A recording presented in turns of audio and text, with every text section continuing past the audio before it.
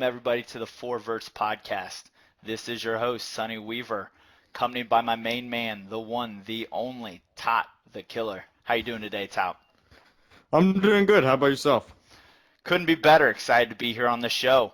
As everybody may know, this is our first inaugural podcast, and we're ready to jump right down to business as we got a lot to cover today. The big news of the league here in NBL this past week, longtime Seattle Seahawks owner, big part of the league, P Money, sold the team due to some personal issues.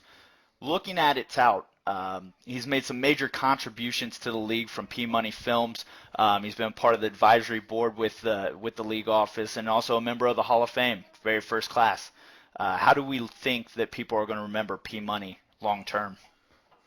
Now, I think people are going to remember him as a great owner to the league. He, like you said, did a lot of great contributions. He was in the Hall of Fame. Overall, he was just one of the best owners we had, and it's going to be hard to replace him, but the new Seattle Seahawks owner is a very good owner as well, so we're looking forward to seeing if he can fill the big shoes that P-Money left. Yeah, anytime somebody leaves unexpected like that, I think it's a little bit of a shock. It sends a lot of owners into kind of a state of just surprise. It took a little bit for guys, I think, to get over that, but long term, I think the league will move forward. We wish P Money good luck in all of his future endeavors, and you never know. Sometimes people find a way back into ownership. So I agree completely.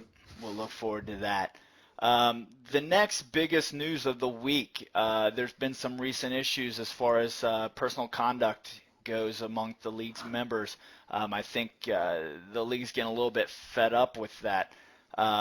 With that being said, the league recently issued a statement sent out to all of the league members. I'm not sure if all of our listeners have gotten a chance to read that memo, so I'm going to go ahead and read that for everybody. In response to recent events across NBL, the league office would like to remind all team personnel that the personal conduct policy and performance-enhancing drug policies will be enforced throughout the season. Action will be taken against all personnel from owners to players who violate these policies. Suspensions will increase exponentially, and the stripping of a team of ownership for repeat offenders is an option on the table. We'd like to remind all ownership to review the personal conduct policy and substance abuse policy, as responsibility ultimately falls on the ownership. If there are any questions about these policies, please contact the league offices. Now, that's a powerful statement. What do you think about that, Taut? Well, the integrity of the league is always the most important thing, and we are always taking steps here in the league to improve that. This new policy will pretty much prevent issues like what we've had, suspensions due to drugs and PEDs, from happening, hopefully from continuing to happen. Yeah, I think it's important for the league to step out in front of some of these issues. Too long, people have gone across and gotten away with some things. I think the league's taken lackadaisical approaches at some points, but it's nice to see they are stepping up enforcement on some of these issues. I know we've had a couple high-profile cases the last couple of weeks we'll get into here in a second, but this looks to be a good first step. Probably the most high-profile case and somewhat comical case has got to be the suspension of the Kansas City Chiefs owner, Bayou Bengals. He was recently arrested in a car with hookers and a couple pounds of cocaine in the car. I'm sure it was a great night out, but that's just not the image we're trying to get across. He got checked into rehab. It looks like he was going to serve a 7-week stint in rehab. When he gets out, he's allowed to resume league or team operations. But at the same time, is he fit to run a team? Is he going to be a changed man when he comes out? Honestly, I do not know. I hope he will be, but as we said, the new league policy states that we are cracking down on all this, so he does not have any more chances left, so he has to be looking out for himself now. Yeah, coming off a couple Super Bowl trophies, I think I don't know just if the celebrity got the best of him or what. I mean, that was one crazy night he had, and hopefully it was just one mistake over one night. But like you said, the league's not going to stand for it anymore. So we'll see what that what that holds for us. In somewhat related news, Minnesota Vikings wide receiver Shannon Gresham was recently suspended 2 games for testing positive for PEDs. Now, Gresham's an interesting case here because there have been rumors in the league for a couple years now about Gresham and his use of PEDs. If you watch his game on the field and the stats he puts up, he's always had people kind of looking side-eye at him. This positive test, I think, confirms what a lot of people had already thought. The question now is 2 games. That seems like a slap on the wrist. Is that enough? Well, honestly, I do not think it's enough because we have all known for a while that he has been on PEDs, the only way to pretty much prove what he's been doing on the field.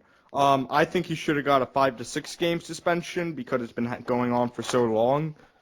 But I think hopefully that he will learn from this, and as we have said, that since now owners are also responsible for player issues, that Tom, the owner of the Minnesota Vikings, will make sure that nothing else happens like this again. Yeah, I'll give our listeners a little advice here. So everybody knows Sonny Weaver. Not only I'm the GM of the Cincinnati Bengals, I'm also a little bit of a draft expert here. And in our study for the draft, we'd competed with the Minnesota Vikings in moving up to try to draft Shannon Gresham a couple years ago. Some things got uncovered late in the draft. The Minnesota Vikings jumped us late as we found out more and more regarding Gresham's kind of background and whatnot. There were some red flags. So we allowed Tom to go ahead and lead the Vikings into drafting Gresham while we laid back and drafted fellow all-star wide receiver Sherrick Alberry. So don't be confused, folks, in the future. If you see Sonny Weaver back away, there's probably a reason. So what we're going to do now is we're going to roll into our next segment we like to call the race, where we take a view of the current races around the league and figure out what's going on. But first, that'll be brought to you by Dollar Shave Club. Don't waste your money on expensive razors. Don't pay for the blade, not the vibrating handles or all the other crap you don't need. I'm personally a customer of Dollar Shave Club, and that's all you should need to know it's the way to go. If it's good enough for Sonny Weaver, it's good enough for you. Go to dollarshaveclub.com for more details. So Taut, take us through the AFC and the races going on over there.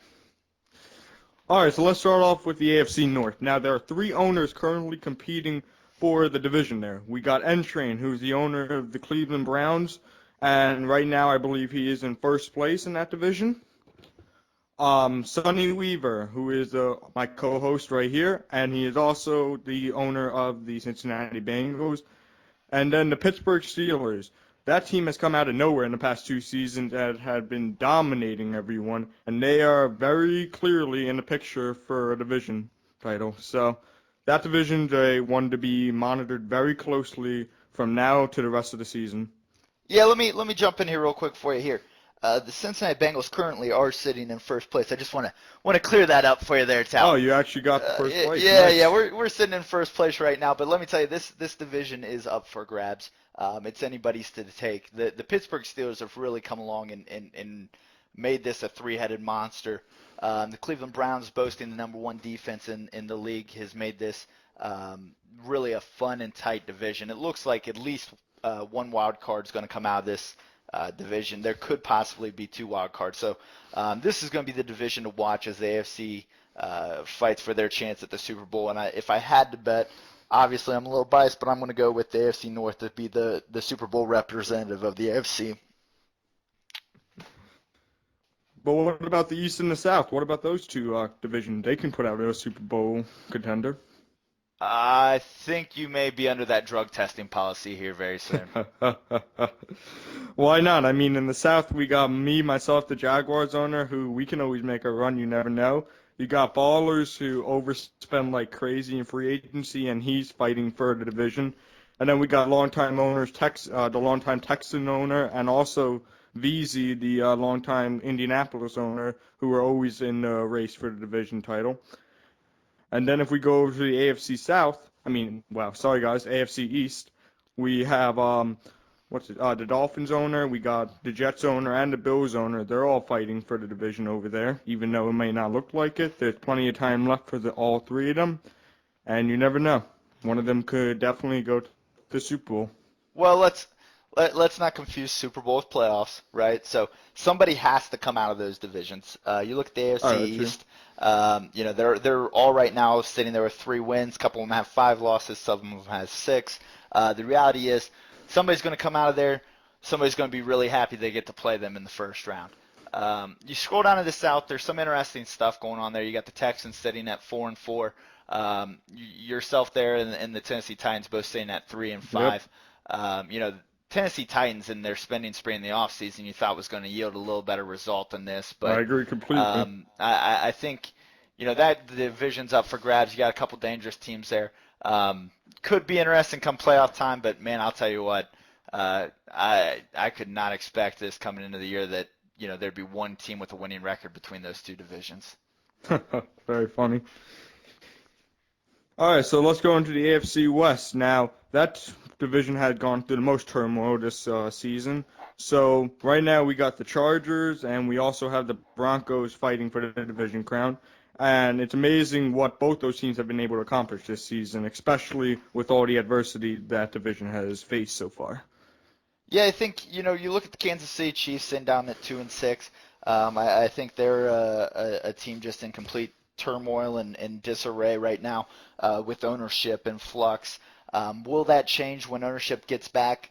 It's tough to say. I think the big winners of that kind of unfortunate incident have been the Chargers and the Broncos, both sitting at 7-1. Both those teams are very dangerous teams. They both have a history of getting to the playoffs. Winning the playoffs is another question, especially for the Denver Broncos. Johnny Manziel has been stinking it up. I think the guy's thrown more completions to the other team than he has his own team this year. So, we'll watch that division. I think you could see the second wild card come out of that division, but overall, it's a two-headed monster right now, and it's going to come down to San Diego and Denver for the division crown. Yeah, speaking of our new drug policy, I think we do need to check some of the Denver players out, and also possibly the owner as well. Oh boy, we're going to get a league office call after this one. So what we're going to do is we're going to go ahead and move over to the NFC. We're going to start over in the NFC West. The NFC West right now is led by the San Francisco 49ers at 8-0, the best record in the league. I think you've got to look at that team right now as the team in the catbird seat, the driver's seat, the team that is going to be the team to beat down the stretch. With the departure of P Money, the Seahawks have been kind of in flux over the last couple weeks. They've gotten some wins though, and they still could be a contender for a wild card spot. The rest of the division's filled out with the 4-3 Arizona Cardinals, but always dangerous, and the St. Louis Rams team that has constantly changed ownership. And to be honest, that's a team that I think they're just looking forward to the draft at this point.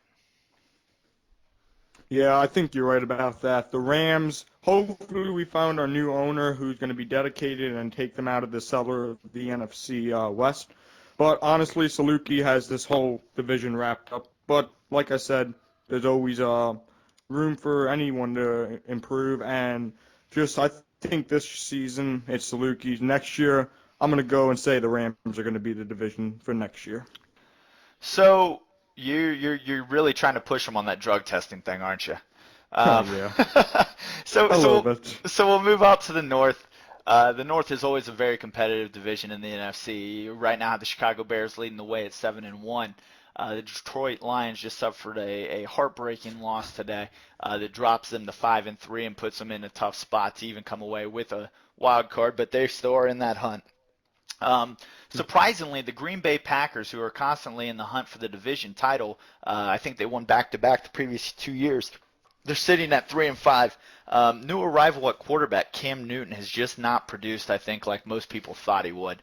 And then you look down at the cellar, and probably the number 1 overall pick's going to the Minnesota Vikings this year. I'll tell you what, that team's just in complete disarray. I think you'll have some comments on that later, but what's your take on the division? Overall, I think the division is very competitive. Anyone, any season can win it, but right now, I honestly are going to go with the Bears to win that division right now. The Lions seem to never be able to come in first place, and Green Bay just not having the season they normally do have. So, yeah, that's a shame. Everybody thought Green Bay was probably in the front in the front to win that division to start the year, but man, that just Yeah. did not go the way they thought it would. Um, Next, we'll go over to the NFC East. Super competitive right now. You've got the Philadelphia Eagles sitting at 5-3, followed up by a tie at 4-4 of the Giants and the Redskins. The Dallas Cowboys are at 1-6, looking to try to get some momentum. Um, they've spent the last couple seasons in the top of the draft. Some turmoil, I guess, at quarterback. The Cowboys, they're going to get it turned around. I think the roster is getting better. It's just going to take some time. You look at the Giants, the Redskins, the Eagles. They're all battling it out.